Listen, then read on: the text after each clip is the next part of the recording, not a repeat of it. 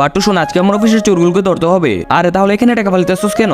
আর এই টাকাগুলো লোভ দেখেই তো অফিসের চোরগুলোকে ধরে ফেলবো। নে তুই এই চশমাটা পরে ফেল। আর শোন, তোকে অন্ধ হওয়ার নাটক করে চোরগুলোকে ধরতে হবে। আচ্ছা যা দেখি তোর কথা মতো ধরতে পারি কিনা। দূর স্যারকে কত করে বললাম আমাকে কিছুদিনের ছুটি দিতে, কিন্তু স্যার আমাকে দিলই না। আরে আবার কে আটকে এলো? আরে ম্যাডাম শোনেন, আমি চোখে দেখতে পাই না, আমার টাকাগুলো নিচে পড়ে গেছে, একটু কষ্ট করে উঠিয়ে দেন। আরে কি বলিস, এই এতগুলো টাকা তোর? তুই তো দেখি অনেক বড় লোক। দাঁড়া, তুই কোনো টেনশন করিস না, আমি তোর টাকাগুলো এখনই উঠিয়ে দিচ্ছি। ম্যাডাম টাকাগুলো উঠানো হয়ে গেলে দিয়ে দেন। কি বলি, তোকে কেন দিব? এগুলো আমি কষ্ট করে উঠাইছি, তাই আমি নিব, তোকে তো কিছুতেই দিব না। আরে না ম্যাডাম, আমার টাকাগুলো দিয়ে যান। দূর অফিসে কতগুলো কাজ দিছে, কাজ করতে করতে আমার মাজাটাই ব্যথা হয়ে গেছে। আরে ম্যাডাম দাঁড়ান। ওরে বাবারে, কে আটকে এলো? ম্যাডাম ভয় পাবেন না, আমি তো চোখে দেখতে পাই না, আমার টাকাগুলো নিচে পড়ে গেছে, একটু উঠিয়ে দেন। আরে কি বলস, তুই কি সত্যি অন্ধ?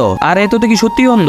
এই সুযোগ অন্ধটা টাকাগুলো মাইরে দেই। অন্ধটা তো আমাকে চিনতেও পারবে না। এই তো অন্ধটা টাকাগুলো নিয়ে নিছি, এখন কেউ দেখার আগে পালিয়ে যাই। ইয়েস, অফিসের সবগুলো কাজ শেষ, এখন শুধু বাইরে যাওয়ার পালা। ওরে বাবার, এইটা কে? আরে ম্যাডাম ভয় পাবেন না, আমি একজন অন্ধ মানুষ। আসলে আমার টাকাগুলো নিচে পড়ে গেছে, একটু উঠিয়ে দেন। দাঁড়ান, আপনি কোনো টেনশন করবেন না, আমি আপনার টাকাগুলো এখনই উঠিয়ে দিচ্ছি। এই নেন স্যার আপনার টাকা, এরপর থেকে একটু সাবধানে রাখবেন, নয়তো কেউ নিয়ে যাইতে পারে। বন্ধুরা তোমরা সবাই ভালো, মেটার জন্য লাইক সাবস্ক্রাইব করে দাও।